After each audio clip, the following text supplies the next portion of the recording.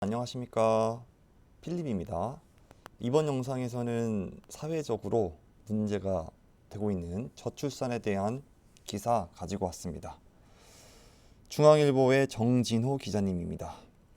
결혼 안 하고 애 낳을 수 있다는 2030 39% 저출산 해결.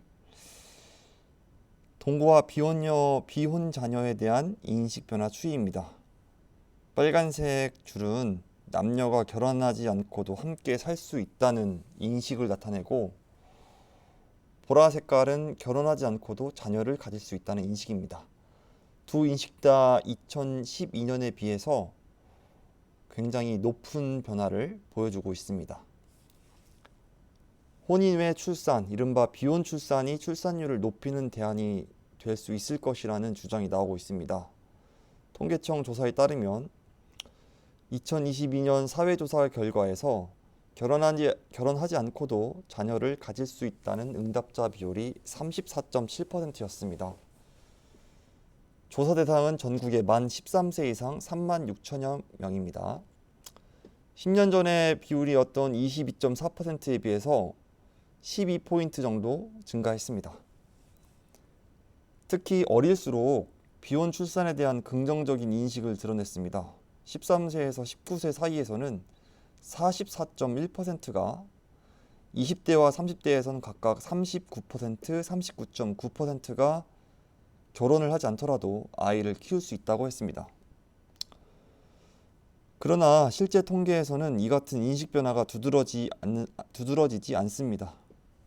출생 통계를 보면 지난해 전체 출생아 중 혼인 외 자녀의 비중은 2.9%로 2011년 2.1%보다 아주 작은 폭으로 상승했습니다. 비중이 늘기는 했지만 전체 출생아 수가 크게 줄어든 영향이 큽니다. 같은 기간 전체 출생아는 25만 2,800명에서 2011년에는 46만 200명이기 때문에 절반 수준으로 줄었습니다. 다음 보시는 그래프는 OECD 회원국 비혼 출산율입니다. 프랑스는 60.4%로 과반 이상이 결혼하지 않고 출산을 하고 있고, 영국은 과반 가까운 48.2%가, 미국, 독일, 캐나다는 30%를 기록하고 있고, 아시아 지역에서는 일본과 한국이 2.3%와 2.2%로 비슷한 수준을 보이고 있습니다. OECD 평균은 40.7%입니다. 국제적인 수준과 비교하면 압도적으로 우리나라의 비율은 낮습니다. 장미의 여성정책연구원 선임연구위원은 개인주의로 가족관계를 꺼리는 현상이 심해졌지만 혼자 사는 것에 대한 불안도 같이 있는 만큼 동거 등의 가족 형태는 한국에서도 늘어날 것이라고 전망했습니다. 분기별 합계 출산율 추이를 보면 2009년 3분기 1.13명에서 2022년 3월 0.79명으로 한 명이 채 되지 않습니다.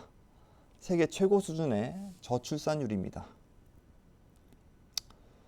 정부도 비혼 출생률을 높이기 위한 정책을 고심하고 있지만 아직 결론은 내지 못했습니다.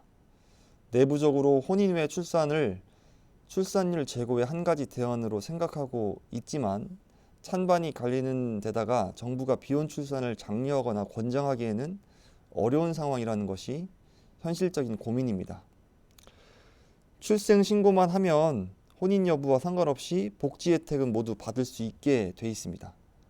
그러나 한국 특성상 비혼 출산이 저출산 해결책이 되긴 어렵다는 지적도 있습니다. 서울대학교 보건대학원 교수는 저출산과 결혼 감소의 원인으로 대다수의 경제적 요인을 뽑고 있습니다. 그렇죠. 돈 벌기가 힘드니까 결혼도 안 하고 아이도 낳지 않는 거 아니겠습니까? 이런 상황에서 비혼 출산 장려는 아예 다른 이야기입니다. 원인이 다른 데 있는 만큼 저출산의 대안이 되기는 어렵습니다. 결혼하지 않고도 자녀를 가질 수 있다는 설문응답은 내가 그러겠다는 것과는 다르다고 덧붙였습니다. 네, 지금까지 중앙일보 정진호 기자님이었습니다. 저출산 문제에 관한 뼈를 때리는 그런 기사였습니다. 다음은 뉴시스의 오동현 기자님입니다. 로블록스 G세대 중 4명 중 3명은 디지털 패션 아이템을 샀다고 합니다. 로블록스는 이제 메타버스 커뮤니티를 말하는데 G세대 4명 중에서 3명이면 75%가량은 디지털 패션을 사는데 돈을 지출한다는 이야기입니다. 로블록스를 이용하는 14세에서 24세, 즉 G세대 사용자는 4명 중 3명이 디지털 아이템을 구매한 것으로 조사했습니다.